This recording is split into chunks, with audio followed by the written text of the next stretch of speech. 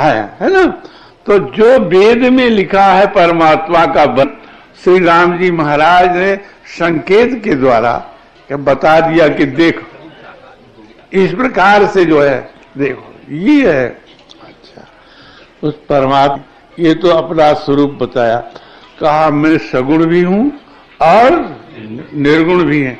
यानी वेद में एक ही मंत्र में सगुण और निर्गुण का मंत्र मिलते हैं। मंत्रकार अद्वैतवादी जो केवल कहते हैं परमात्मा निर्गुण स्वरूप है, निराकार है या निराकार से साकार होता है, चाहे वंश के महात्मा वैष्णव ही वर्णन करें पर हमारे समझ में नहीं आता है कि वो परमात्मा निराकार से साकार होता है। दोनों एक साथ में है। जैसे आप साकार भी हैं निराकार हैं। अगर कोई न जाने तो किसी अज्ञानी से क्या कहा है, पर ज्ञानी हो गए थोड़ी सी समझ में हो गए तो आत्मा ध्यान करिए, में लग जाइए तो आप जानते हैं कि हम सूर्य प्रकाश हैं। आत्मा में स्थित हो जाइए। आत्मा में स्थित क्या रहता है, वो जिसको आप यहाँ भावातीत कहते हैं, त्रिगुणातीत कहते हैं, ऊपर माया से ऊपर प्रकृति पार जो ध्यान में करते हैं ना, तो आत्मा ही स्थित रहती है। इसको जो है स्वरूप कहते हैं। जब केवल आत्मा रहे उसको क्या कहते हैं ना, तो किसी प्रकार की जो है वहां चित्त का नाश हो जाता है, बुद्धि का नाश होता है। योग्य आदमी जो है, जो थोड़ा सा भजन करने वाले या भगवान का ध्यान करने वाले इस तरह उनमें वो निर्गुण है कि नहीं, वो निर्गुण है कि नहीं, क्योंकि गुणातीत है, हो ही जाता है इसी देह में। जान लीजिए कि हम गुणातीत हैं कि नहीं। ये स्वरूप आ गया सेवा करना का, काम करने का, भगवत कैंकरी करने का, तो क्या हो गया, साकार है, सगुण है। तो सगुण निर्गुण साथ है कि नहीं। निर्गुण को बिना सगुण के जाना जा सकता है। मान ली कल्पना करिए कि सारा संसार बिल्कुल नहीं रहा, बिल्कुल कोई नहीं रहा। मान लीजिए अब कौन सगुण है कि निर्गुण है कि परमात्मा की आगी है, पानी है कि काया है कि बोलता है, कोई जान सकेगा। उस परमात्मा की जानकारी इसी रूप में होती है। ये होता न सगुण स्वरूप तो निराकार न होता, अगुण होते नहीं खुशबू के तो इजहार न होता। तो इस प्रकार से भैया सगुण और निर्गुण एक ही साथ हैं। निराकार से सागुण होता है, ये सब समझ में हमारा आता है। हमारी गलती होगी, हमारी बुद्धि भी कम होगा, पर लोग कहते हैं सब जगह महात्मा लोग निराकार से हुआ। कहां से हो गया, तिल में तेल नहीं है तो कहां से प्रकट हो गया। जब तिल में तेल नहीं है तो तिलट होता है तेल, या कैसे कहा जा सकता है। और जो कहते हैं भगवान उनकी बुद्धि को जो है कृपा करें, है ना, लेख में और सब जो है तो कहते हैं, आप लोग भी पढ़ते ही होंगे जहां तहां, पर जो है आपके समझ में नहीं आता। तो वो परमात्मा जो वेद है वो सगुण और निर्गुण दोनों को जो है हर एक मंत्र वेद के सगुण और निर्गुण स्वरूप का वर्णन करते हैं। आपको देखते हैं कि नहीं देखते हैं। आप लोग तो घूमे घामे होंगे, कितना प्रकृति का सौंदर्य है, तो वो परमात्मा दिखाता, देख लो सौंदर्य और इससे कल्पना करो, इससे कल्पना करो। जो है दाड़िम का वृक्ष दिखा, बीज दिखा, तो हमारे स्वरूप का अनुमान करो। चंद्रमुख है, चंद्रानंदम नामम अति प्रिय दर्शनम। चंद्रमा को देख करके हमारे मुख में प्रवेश करो सौंदर्य में, है ना। काम कोट के है, काम बहुत सुंदर होता है, काम को देख करके हमारे स्वरूप का अनुमान कर लो। तो अनंत सुंदर, अनंत माधुर्य, अनंत लालित्य दिखाया। वो जो है कैसे कैसे साधारण छोटे लड़के, छोटे स्त्री, छोटे कोई भी वे कितना पहले बालकपन में कितना लालित रहता है ना। एक गुण में प्रवेश करने के लिए परमात्मा ने इस संसार में उस वस्तु को पैदा किया है कि तुम देख लो हम कैसे सगुण है। ये संसार सब सगुण है, हम कैसे हैं ये देख लो। तो अनंत सुंदर माधुर शौकबार सब कुछ के हम कितने बुद्धिवान हैं, हम कितनी बुद्धि है तो देख लो। ये वायुयान और ये किसकी बुद्धि से आज चल रहे हैं, रेलगाड़ी और फलाना और ढकमा या का कहलाता है, कौन हम नाम में नहीं जानते भाई, रुका का दूरदर्श का कहते हो, कौन का हेलो ये टेलीविजन हाँ टीवी और का साहब ये किसकी कद्दी में बैठ करके ये काम कराता है। वही है। देखने वाले अच्छी तरह से जान लिए, जानने वाले तरह से जान लिए, समझ गए। अगर लोगों को विश्वास न हो तो अपनी बुद्धि कहीं लगाए और एक उस तत्व को जानने वाला आपकी बुद्धि को कुंठित कर देगा कि नहीं अभी आप कितने बुद्धि से विचार करिए तो वो जाएगा। अगर कोई उसको रोकना चाहे तो रोक सकता है। तो उस परमात्मा के दी हुई बुद्धि से ये सब रहा। आप चलते हैं, फिरते हैं, उठते हैं, सोते हैं, जाते हैं, ये कौन है? बिन पद चले सुने बिन काना सगुण है कि नहीं, कौन पदाय आत्मा में, कौन आखियां आप जो देख ले रहे।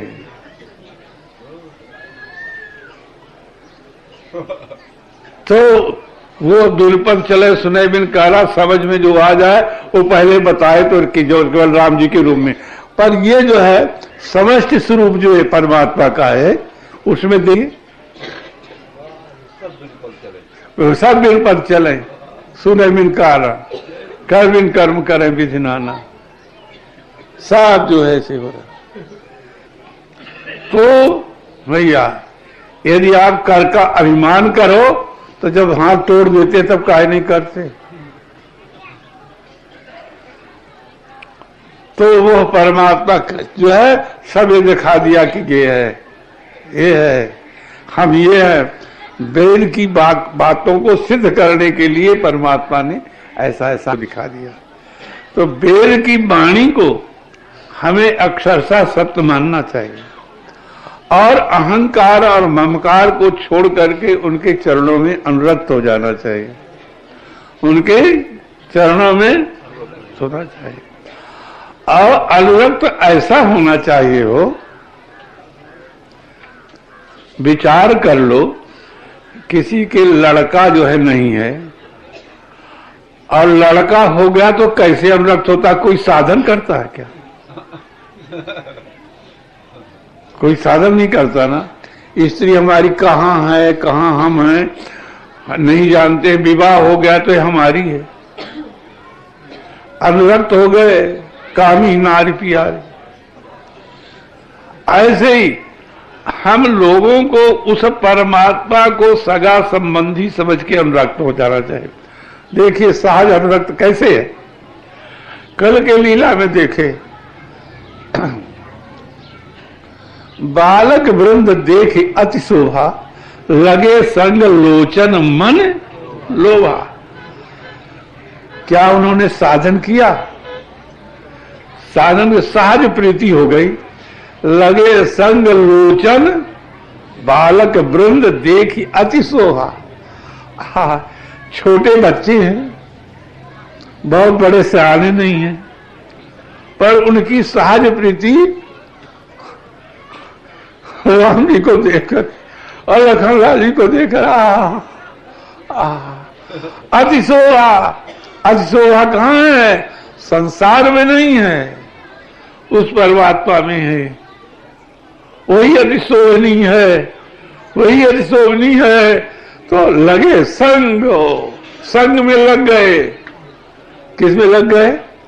संग में लग गए। संग वो है कि जैसे पानी और क्षीर मिल जाते हैं तो एक ही भाव के भी कहते हैं, लगे संग। इस प्रकार से वो लगे संग लोचन मन, अलग फिर कभी नहीं हुए, अलग कभी नहीं हुए। लगे संग लोचन मन लोभा। मन जब राम जी में लग गया तो संसार रह गया क्या? लोचन मन लो, आंख में लोभ हो गया तो आंख में कोई दृष्टि देखने की रह गई संसार में। इसके लिए क्या साधन करना पड़ा? ना छोटे छोटे बच्चे जुवती भवन, जुवती भवन झरोखन लागी, ओ युवती भवन झरोखन लागी और निरखई राम रूप अनुरागी। युवती भवन झरोखन लागी, भवन के झरोखों से वे जो है राम जी को देखने लगी। आंख से, ये झरोखा है, आंख से जो है वो देखती है रूप को, उनकी देह की सुगंध को नाक से लेती हैं, है ना। मन तो बिल्कुल जो है ओठ लग गए उनके ओठों में, मन से सही, है ना। युवती भवन झरोखन लागी, कान से उनकी बातें को सुनते हैं, शरीर से स्पर्श करने के। तो निरखई राम रूप अनुरागी, अनुराग से राग से नहीं, अनुराग से परिपूर्ण हो करके निरखई। उनके इंद्रियों के विषय कौन हो गए?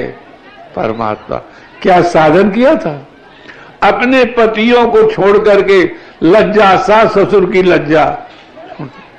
श्री राम जी महाराज नगर से प्रवेश कर रहे थे, सब कोई जो है आसक्त बना, जो है बालक वृद्ध तो कही गए, जितने वहां के नेत्रमंत थे सब राम जी की ओर लग गए। बड़े बड़े दुकान वाले अपनी दुकानों को छोड़ करके उधर से दुकान छोड़ दिए, जो जैसे तैसे उठधामे वहां राम जी को देख रहे थे। उनमें एक माई, एक स्त्री, वो स्त्री घर में स्नान कर रही थी, स्नान कर रही थी, अपने कलश में जल लेकर के और विवस्त्र नहा रही थी, अपना शरीर का मल धोने के लिए विवस्त्र नहा रही थी स्नान गृह में। अरे देवता,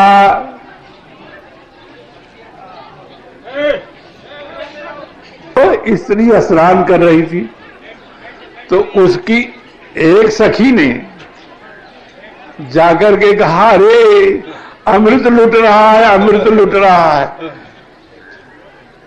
भैया ये जाओ कि वो कैसे कही होगी ये ना समझो। पराशर जी की कथा वहां हो रही थी छावनी में, पहले बार जब आए थे तो एक स्त्री आई तो यहाँ मंडल का कार्य हो रहा था स्थान में। अरे कहा वहां रस की लूट रही है, क्या पड़े हो? मंडल वालों को कहा वहां रस लूट रहा है स्थान में। स्थान में आकर के उस स्त्री ने कहा, क्या इसे पड़े हो मंडल पंडल, वहां रस लूट रहा है। भले स्त्री है पर उसको तो अच्छा लगा। ऐसे एक सखी उसकी आ करके स्नान घर में कहा कि तुम क्या कर रही हो पगली, वो रास्ता से चले जा रहे हो, देख लो देख लो, वो ऐसे हैं। तो केवल वो सुनी, तो सुन करके उसको वस्त्र पहनने की स्मृति न रही। वो ऐसे कलसा लिए थी हाथ में कलसा, दौड़ पड़ी दौड़ पड़ी दौड़ पड़ी। अब वो पिछले सारे वस्त्र पहन लो, सुनने वाली नहीं है। जाकर के राम जी देख के राम जी महाराज आ रहे हैं, ओहो देख करके खस कर, और विवस्त्र है, विवस्त्र है, कोई कुछ नहीं, जो है विवस्त्र है। वो पगली, वो जो चतुर सखी है, तो वो क्या करे, कैसे कैसे सुन रही है, राम जी के स्वरूप में मगन हो गई। राम जी महाराज लखन लाल उसके मुख की ओर एक बार देख लिए कि ये कोई प्रेमिका है और नहीं कुछ के प्रेमिका। जब राम जी की सवारी, और वो फिर जब राम जी की सवारी थोड़ी आगे तो गिर पड़ी, वो गिर पड़ी। ओझल हो गए हैं, गिर पड़ी। वही सखी उठा करके और कहीं चली चली चली। और दो एक जने जो रहे कहा तुम बड़ी पगली हो, हम तुम्हें कहीं की जो है राम जी जा रहे हैं, तुम जो वस्त्रों से नहीं पहनी इसलिए समाज के बीच में बिना वस्त्र के। कहा मैं पगली कि तुम पगली, मैं पगली कि तुम पगली। कहा कैसे? कहा जिन्होंने राम जी के स्वरूप का दर्शन कर लिया वो मुझे देखा होगा कि ये नंगी है, बेवस्त्र की है। उस जिन्होंने राम जी महाराज के मुख का दर्शन कर लिया उनकी आंखें इस देह में, पगली तुम हो। जो है इस प्रकार से कहां मचा दिए भगवान। कहने का भाव कि जब भगवान अपने प्रेम स्वरूप में प्रकट हुए, प्रेम स्वरूप में प्रकट हुए, तो ऐसी दशा सबकी। वो परमात्मा जो वेद वेद्य है वो कैसा है? प्रेम स्वरूप है, भक्तों को आनंद देने वाला है। तो सब कोई उसे जब अपना समझ लेते हैं तब सहज प्रेम होता है। और जब तक संसारी लोग हमारे हैं, हमारा लड़का, हमारा पति, हमारी स्त्री, हमारा घर द्वार, हमारे भाई परिवार, हमारे ऐसे वैसे, और दुनिया का अपराध, समझे, तब भगवान की जानकारी होती है, नहीं होती। चाहे बाबा जी बन जाए, चाहे घर में रहे, चाहे घंटी हिलावे, चाहे कुछ करे, रोज सत्यनारायण के कथा सुने, यज्ञ करे, कौनो तीर्थ बाकी न रह जाए, हजारन बार धाम है। संसार के कोई जप जोग विराग महामख साधन दान दया दम कोटि करे, मुनि सिद्ध सुरेश गणेश महेश सेवत जन्म अनेक मरय, निगमागम ज्ञान पुराण पढ़े, और तपसा नल से जुगपुंज जरे, मनसो प्रणरोपिका है तुलसी रघुवीर बिना दुख कौन हरे, सो सब धर्म कर्म जरि जाऊ, जह न राम पद कर, सो सब कर्म धर्म जरि जाऊ, जह न राम पद पंकज, जोग कुजोग ज्ञान अज्ञान, जहां नहीं राम प्रेम पर राम। प्रेम ही परमात्मा की प्राप्ति का जो है क्या फल मिला अगर प्रेम नहीं हुआ? क्या हुआ अगर प्रेम नहीं हुआ परमात्मा से? तो क्या हुआ? चाहे हम हृदय में लगाए रहे, प्रेम नहीं है तो हृदय जो है कहता है अकरास लगती है, जो मिलते हैं तो लगता है घिना लगता है, जरूर गढ़ता है। अब प्रेम हो तो कठबा के कामनी अच्छी लागत थी, वो का लंगर कैले थे। तो भैया हो ये प्रेम अगर नहीं है